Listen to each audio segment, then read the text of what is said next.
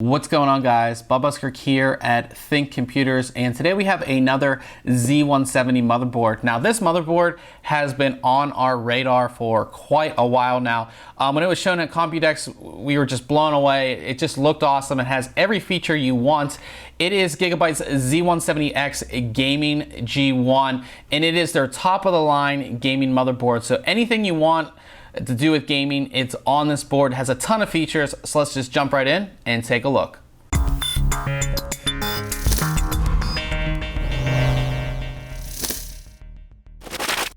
The board itself comes in, of course, Gigabyte's retail packaging. Now, this packaging, or this box, is actually a lot bigger than your typical motherboard box because we have so many things inside. At least I think we do. I haven't seen an unboxing of this yet. Not sure what's all inside. But on the front, it does let us know that it comes with a USB 3.1 bay. It looks like it's a 5¼ inch bay that will go inside your PC, and I'm sure there's a ton of other stuff in here. But yeah, on the front, it just says, I didn't even look at it yet. It just says Z170X-G1 Gaming, and it actually opens up. You guys can see this. So you can actually see the motherboard before you go ahead and buy it. And then on the back, it gives us a full overview of everything. Goes into great detail on everything as well. So again, if you are in the store, you're not sure what's what, it's all gonna be on the back of there. But I know you guys just want me to open this. I just want to open this. So let's go ahead and do that.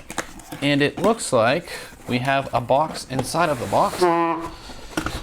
And get it all out. And move that out of the way so you can see we have a box inside the box. And as we open that up, we have first the motherboard, nicely protected here. And of course, we'll look at the motherboard second, as we typically do with these unboxings. So we have a bunch of accessories in here. I'm sure you guys can see that. So we have a bunch of different accessories and all of that. And then there's this box that, if you guys can see, it says Gigabyte on it. We'll see what's in that first, I guess. So inside of here, we have a bunch of different things. This is just different accessories. So I see a lot of SLI bridges in here. One, two, yeah, I think that's two in here. And there's a crossfire. There's a bunch. So there's a lot of stuff in here. So I'm just gonna go over all of it. So you have a 3-way SLI bridge right here. You have a 4-way SLI bridge, and these are the nice ones. They're not the ribbon ones. They're the ones that actually are a thicker PCB. We have our rear I/O shield here, and looks like it has connections on it, so it will light up like we saw on some of the X99 boards from Gigabyte. So this will go ahead and light up. We have some adapters and screws for different things on the board. We have a G connector here, which it's very hard to see, I know, but it's much like Asus's Q connector. And what this does, it's just an easier connector. It makes it easier for you to install your front panel connections on your motherboard, because sometimes it's hard to read what it says on the board. This just makes it so much easier. I'm good to see them do that. We have some dust covers here for, it looks like, your SATA ports maybe. Some dust covers here. We have our multilingual installation guide, and we have a couple of different things. We have our user's manual, of course, and that is going to, tell you pretty much everything about the board. And we have your utility CD and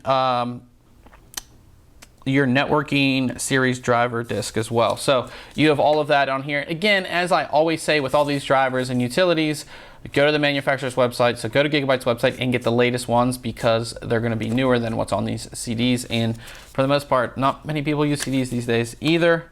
We have a very cool G1 gaming sticker here. And it looks like we have this. I'm not exactly sure what this is.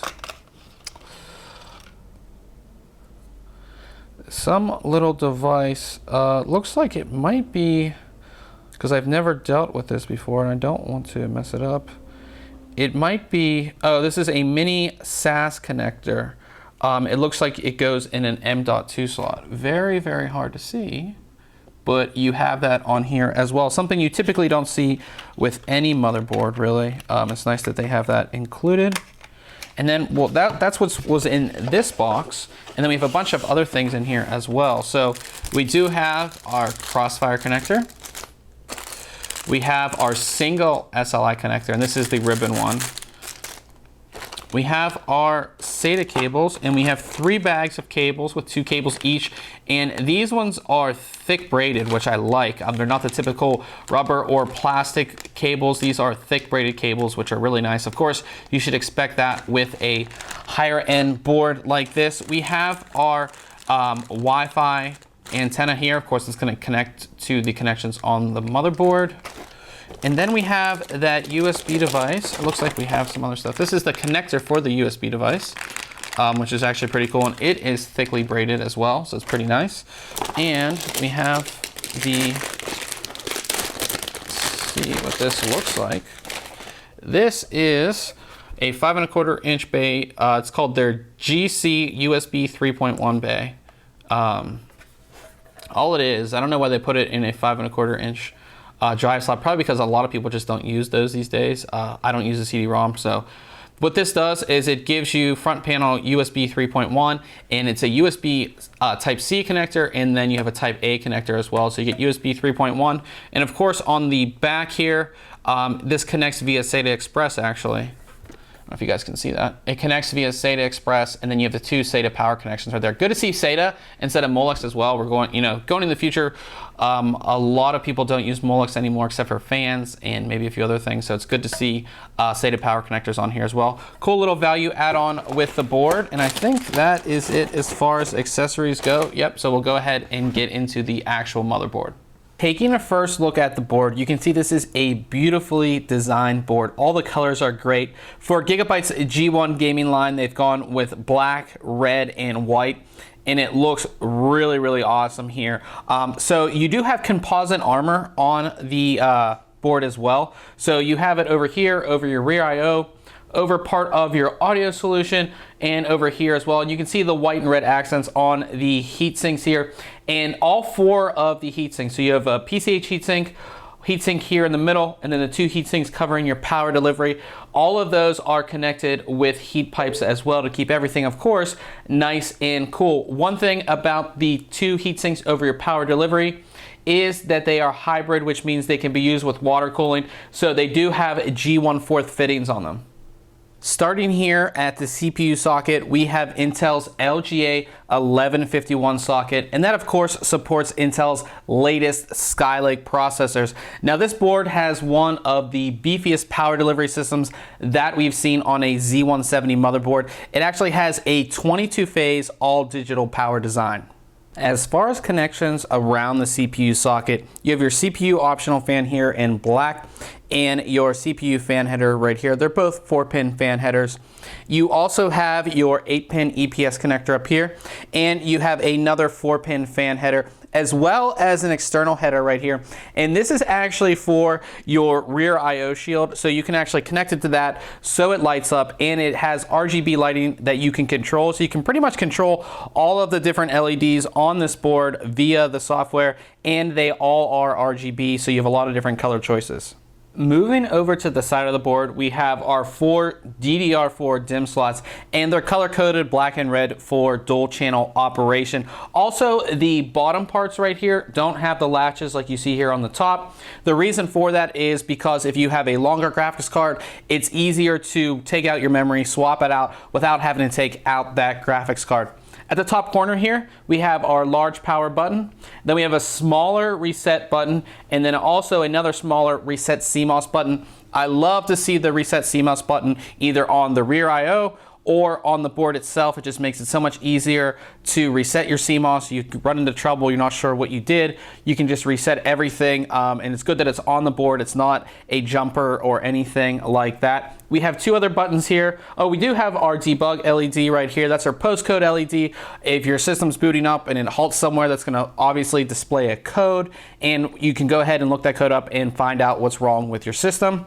And then we have these 2 buttons right here. We have Eco and OC. So Eco Eco is sort of like a downclock. So it's going to downclock your system to, you know, save power and all of that. And then we have our OC button, which of course is for overclocking. So you go ahead and hit that, it will instantly overclock the system, especially for, you know, new users or something like that who don't really know what they're doing when it comes to overclocking. You can do that, get a nice little overclock and get some extra performance. 24-pin ATX power connector. We do have another 4-pin fan header right here. And then we have dual USB 3.0 headers. Moving down to your storage connections, they're in white, which actually looks pretty cool. It gives a little contrast to the board. We definitely like it. It looks really cool. But you have 3 SATA Express ports here, so 1, 2, and 3. And that is the maximum that the Z170 chipset actually supports. You also have 2 more SATA 6GB ports here and 2 more down there as well. And remember, if you're not going to go ahead and use the SATA Express ports, that opens up 2 SATA ports per SATA Express port right there. You also have some accent lighting on the top. We're going to go over all of the accent lighting on this board in another video, but there is accent lighting actually on this top of the connectors, as well as a strip that's on the PCH heatsink. Again, we're going to go over that in a future video.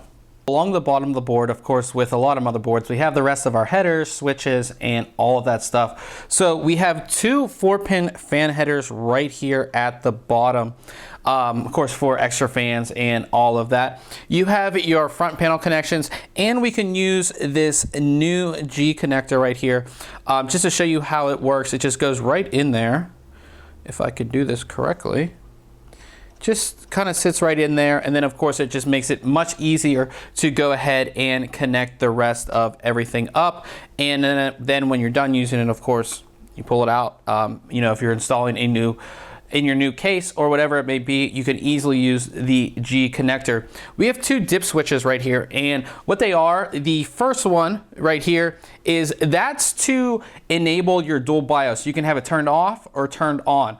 So sometimes, you know, you're making changes or something like that, and you don't want your second BIOS active. You don't want changes to be written to that BIOS for whatever reason. You can actually just disable the dual BIOS function. And of course, the second dip switch is to actually switch between your different BIOSes. So if one is an overclocking BIOS and one is maybe something, you know, you're just generic default, you can switch between the 2.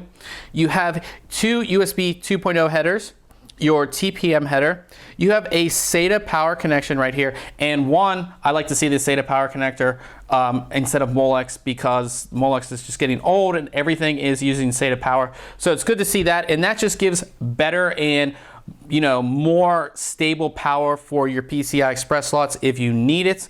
We also have 2 more dip switches, and these are actually interesting. We're going to go into the audio solution here in a second, but they are actually gain switches for your front panel audio as well as your rear audio. So you can actually go between 2.5x or 6x gain on both your rear as well as your front audio. And then of course we do have our front panel audio connections right here.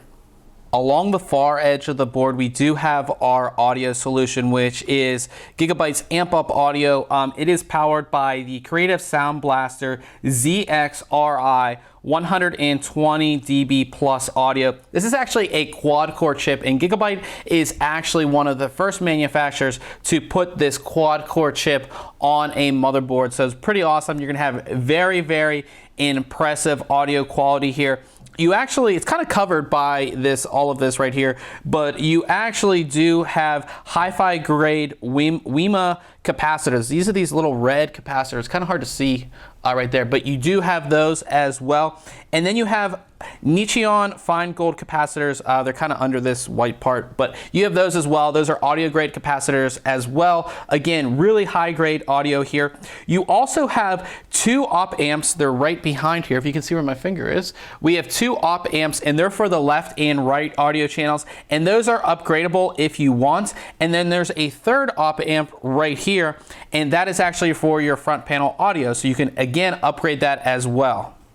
As far as expansion slots go, you have 1, 2, 3, 4 PCI Express 3.0 X16 slots, and then you also have 1, 2, 3 PCI Express X1 slots. With the X16 slots, you can see they are red color coded, which looks pretty awesome on this board, but also you have that steel shielding around each one of those, and that's a single piece of steel, and what it does is it gives better stability and better protection for that PCI Express slot. So if you're using, say, a larger graphics card, like say like a Titan X or something like that, and you're going to put it in or anything like that, it protects the PCI Express slot.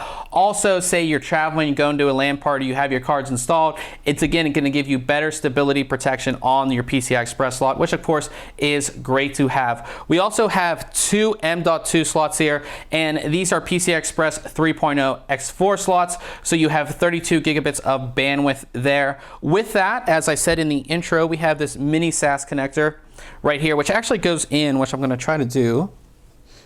It goes into your M.2, if I can get it. There we go. And of course there is a screw that goes on so you can actually have it in place, not move around like I have it right there. But that is an M.2 to U.2 adapter. And with that, you can use it with the newer NVMe SSD drives, which are extremely fast. So you have that availability on this board. And then finally, we do have another 4-pin fan header here. So total, you have 5 4-pin fan headers, not including your CPU and your CPU optional fan headers. So that's quite a lot for a motherboard as well. Finally, moving on to our rear I/O, we have our 2 USB DAC up ports, and they're color coded in yellow. And what those are for is that they have their own power grid, so they're not connected to any other power on the motherboard. So that's for better power delivery for a USB DAC, but any USB device that you want better power delivery, cleaner power delivery, you can actually use these 2 ports right here. We have our combination PS2 port. We have our antennas here for your 802.11 AC Wi-Fi, which I'll talk about in just one second. We have 4 USB 3.0 ports. You have HDMI, and that's HDMI 2.0, which means that you can run a 4K display at 60 frames a second. We have USB 3.1 in a Type-C port, and then the red port down here is also USB 3.1, and that is a Type-A port. And then you have 1, 2, 3 more USB 3.0 ports, and this white one right here is quite interesting. So that is for, you know, when you want to go ahead and flash your BIOS. But what's interesting about this port is that if you have a flash drive with a BIOS in there, you don't have to have anything installed, no CPU, no memory, anything like that. You turn on the board. If you have a flash drive that has a BIOS on it, it will instantly flash your BIOS. Pretty awesome. It just makes it so much easier if you're having issues or something like that. You don't have to swap out CPUs or anything like that. You can just go ahead and do it without any hardware, really. Really great feature there. And we also have dual gigabit Ethernet, and we have our audio connections right here, and the audio connections are gold plated, as well as the HDMI port is also gold plated. So talking about the networking, this board features Killer's Double Shot X3 Pro, and what that is you have your dual Killer E2400 gigabit Ethernet ports, which of course are right here.